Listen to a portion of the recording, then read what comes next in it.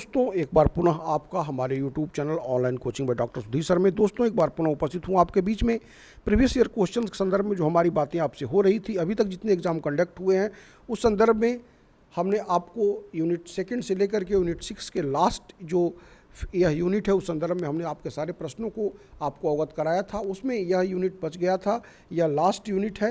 Last unit का part 2 है, इससे पूर्व में हमने पार्ट 1 से आपको अवगत कराया था। यहाँ पर हम एडवर्टाइजमेंट नंबर 50 में जो प्रश्न आए थे और यहाँ पर हम एनालिसिस कर रहे हैं कि किस तरह से परिवर्तन दृष्टिगत हो रहा है।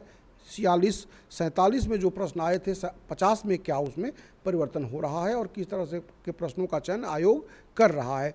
उसी श्रृंखला में इससे पूर्व भी हमने आपको टेस्ट सीरीज के माध्यम से, प्रैक्टिस सेट के माध्यम से यूपीएससी के जितने भी असिस्टेंट प्रोफेसर के लिए प्रश्न आते हैं, किस तरह के प्रश्न, रिलेवेंट क्वेश्चन, क्वालिटेटिव क्वेश्चन के साथ हमने आपको अवगत कराया था। और मैंने कहा था कि सामान्य ज्ञान कोई ऐसा हवा नहीं है कि आप उसमें क्वालिफाई नहीं कर सकते हैं, उसमें मैक्सिमम आप गेन कर सकते हैं। 25+ का आप टारगेट लेकर के चल सकते हैं, जो कि आपके चयन में अनंतिम भूमिका निभाता है। आइए शुरुआत करते हैं। पहला प्रश्न देखिए, चतुर्थ विश्व शब्दावली किन देशों के लिए प्रयुक्त की गई है। यह प्रश्न जो है वह advertisement number 50 shift 1 2021, exam date 30 October 2021। इससे पूर्व हम आपको बता दें कि जो 46 विज्ञापन संख्या 46 में जो एग्जाम हुए थे 4 फेज में हुए थे, 47 में 3 फेज में हुए थे और 50 जो हुआ था नंबर ऑफ एप्लीकेंट्स बढ़ जाने की वजह से 6 फेज में हुआ था।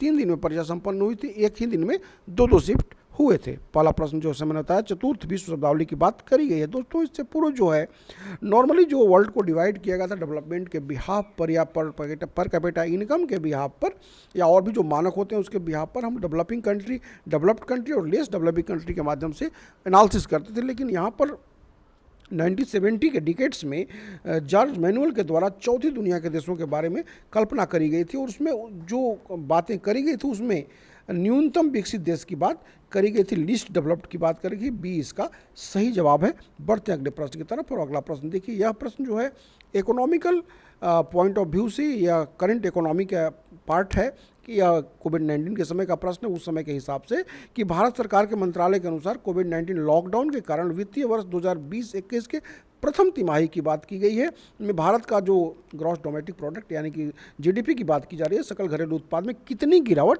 आई थी। यहाँ पर जो सही जवाब है उस समय के अकॉर्डिंगली -23.9%। इसको ध्यान में रखिएगा कि इस तरह के प्रश्न भी आते हैं, लिहाजा हमें बजट को लेकर के या इकोनॉमिकल जो करंट इशूज हैं, जो राजस्व घाटा है या जो ग्रोथ रेट है या जो रेपो रेट है, सीआरआर है, उसको लेकर के दिमाग में रखना होगा। बढ़ने के लिए प्रश्न की तरफ। और यहाँ पर देखिए, banking is the part of your syllabus. Economical जो इंडियन इकोनॉमी है उसमें भारत में किस प्रकार के बैंक यानी के और का दिया हुआ है, बैंक विभेदित बैंक के रूप में स्थापित है। यहाँ पर पेमेंट बैंक की बात की गई है, स्मॉल फाइनेंस बैंक की बात की गई है और कॉमर्शियल बैंक की बात करी गई। इसमें जो आपको चयन करना है, इसमें सी इसका सही जवाब होगा, 1 और 2, ओनली 1 और 2। आगे बढ़ेंगे अगले प्रश्न की तरफ। और यहाँ पर देखिए ट्रेडिशनल क्वेश्चन है इंडियन पॉलिटी से। मैंने बताया था आपसे कि सामान्य ज्ञान का स्तर कुछ ऐसा नहीं होता कि जहाँ पर आप उसको कर नहीं सकते हैं, बस थोड़ा सा आप अपने पढ़ने की जो आपकी शैली है, जो पैटर्न है, उससे आप अवगत हो ले, निश्चित तौर पर आप सफल हो सकते हैं। यहाँ पर यह देखिए, यह प्रश्न एवरग्रीन क्वेश्चन है, कई बार आ चुका है। भारत में अब तक कितनी बार वित्तीय आपात घोषित किया गया है। दोस्तों इमरजेंसी राइट की जो बात की जाती है, जो आपका राष्ट्रपति का अधिकार होता है, जैसा कि आप जानते हैं, उसमें यह जो वित्तीय आपात है 260 वह घोषित नहीं किया गया है इसमें कभी भी, यानी कि डी इसका सही जवाब हुआ। आगे बढ़ेंगे।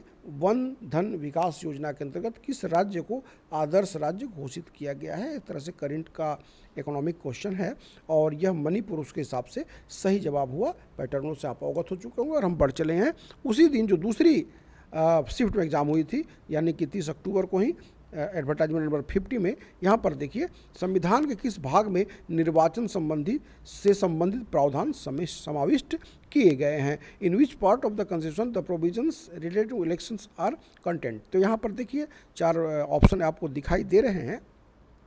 इसमें जो डी है यानी कि 15वें भाग में इसको रखा गया है और संविधान के भाग से प्रश्न आते हैं। आगे भी आपको इस तरह के प्रश्न देखने को मिलेंगे। यह प्रश्न देखिए, यह बैंकिंग, जैसा कि मैंने बताया था, आपके सिलेबस का हिस्सा। और यहाँ पर भी एक बार बैंकिंग से क्वेश्चन है। भारत में कब प्रथम क्षेत्रीय ग्रामीण बैंक अस्तित्व में आया।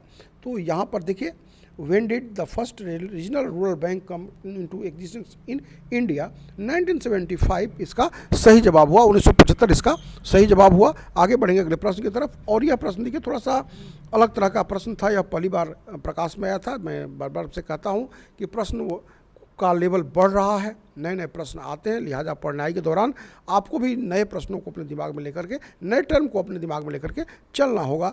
जॉम्बी उधार से तात्पर्य निम्नलिखित में से किस उधार से है? Zombie landing refers to which of the following landing? तो यहाँ पर देखिए, असमर्थता के करीब पहुँचे उधारकर्ता का को नया उधार देना, यानी ए इसका सही जवाब हुआ। और आगे अगला प्रश्न देखिए, एक बार पुनः आर्टिकल से क्वेश्चन है इंडियन कॉन्स्टिट्यूशन से कि भारत के संविधान का अनुच्छेद 21A क्या प्रावधान करता है? यह भी एवरग्रीन क्वेश्चन है और कई बार यह प्रश्न आ चुका है।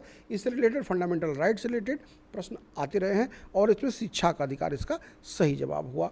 और बढ़ेंगे हम, डी यानी इसका सही जवाब हुआ। बढ़ेंगे अगले प्रश्न की तरफ। अगला प्रश्न देखिए, हम आ गए हैं शिफ्ट सेकंड, यानी कि shift second in the sense कि जो सेकंड डे एग्जाम हुआ था जो 13 नवंबर को, उसमें फर्स्ट शिफ्ट जो एग्जाम हुआ था यहाँ पर। और यह भी प्रश्न जो है एक तरह से कहा जाए तो ट्रेडिशनल क्वेश्चन है कि कोई विधेयक धन विधेयक है या नहीं, अंतिम तौर पर विनिश्चित करने के लिए कौन सक्षम होता है? दोस्तों सिंपल सा आंसर इसका लोकसभा अध्यक्ष इसका यह डिसाइड करता है कोई विधेयक धन विधेयक है या नहीं है। ए इसका सही जवाब हुआ। और अगला प्रश्न देखिए, भारत के लिए संविधान बनाने के लिए सन 1922 में लोगों द्वारा, जनता द्वारा स्वतंत्र रूप से चुने गए प्रतिनिधि निकाय की मांग किसने की थी?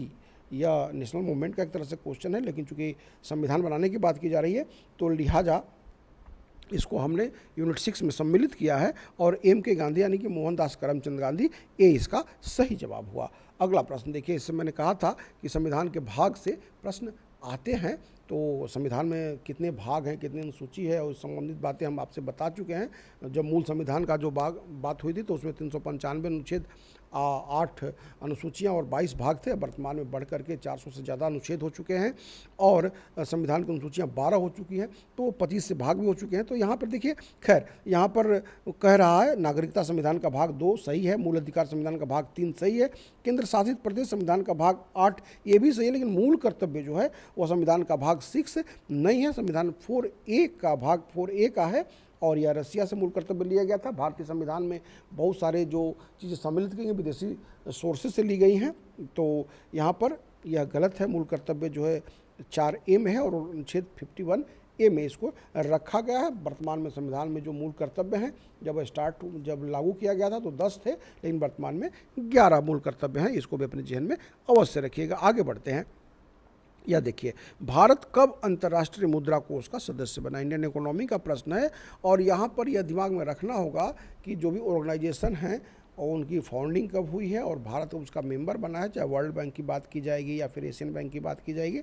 आगे इस तरह के जो भी प्रश्न आएंगे तो हमको यूनेस्को की बात की जाएगी या फिर यूनाइटेड नेशन की बात की जाएगी, तो उसमें हमें दिमाग में रखना होगा कि इसके फाउंडिंग कब हुई और इसके फाउंडर मेंबर भारत कब बना। इस तरह के प्रश्नों को अपने जहन में रखेंगे। बहरहाल इसका जो सही जवाब है वो 1945 है, क्योंकि इसका गठन उसी समय हुआ था और इंटरनेशनल मॉनेटरी फंड का, और भारत संस्थापक सदस्य है, लिहाजा 1945 is the right answer of this question. Now move to the question shift second, और सेम डेट को हुआ था 13 नवंबर को। और यहाँ पर एक बार पुनः संविधान के अनुच्छेद से बातें करी गई है कि भारत संविधान के अनुच्छेद 12 के अंतर्गत राज्य में शामिल है। तो अनुच्छेद 12 के अंतर्गत राज्य में भारत सरकार शामिल है, सही है। भारत की संसद, ये भी सही है। भारत राज्य क्षेत्र के भीतर स्थानीय तथा अन्य प्राधिकारी, यह भी सही, यानी उपयुक्त सभी, डी इसका सही जवाब हुआ। अगला प्रश्न देखिए, और यह एक बार पुनः आर्टिकल से है। आर्टिकल मेन जो आर्टिकल है उसको अपने ध्यान में हमें रखना होगा। इस ट्रेंड से पता चलता है, जो हम प्रीवियस ईयर क्वेश्चंस देख रहे हैं उससे दिमाग में रह रहा है कि हमें पूरे आर्टिकल तो हम नहीं याद कर सकते, लेकिन जो भी महत्वपूर्ण आर्टिकल है पढ़ाई के दौरान उनको अपने एक नोट्स बना के आप चलते जाइए और उसको याद करते जाइए। यहाँ पर देखिए 48 क की बात की गई है, 48 या 48 क की बात की गई, संविधान का अनुच्छेद संबंधित है। तो यहाँ पर सी इसका सही जवाब है, वन तथा वन्य जीवों के संरक्षण से। एक बात और भी अपने ध्यान में रखिएगा कि यह पहले जो था वह राज्य सूची में था, लेकिन बाद में 42 अमेंडमेंट के द्वारा इसको कंकरेंट लिस्ट यानी समवर्ती सूची में सम्मिलित कर लिया गया था। यह भी प्रश्न आता है, मैं बता चुका इससे पूर्व। 15 का सी सही जवाब हुआ।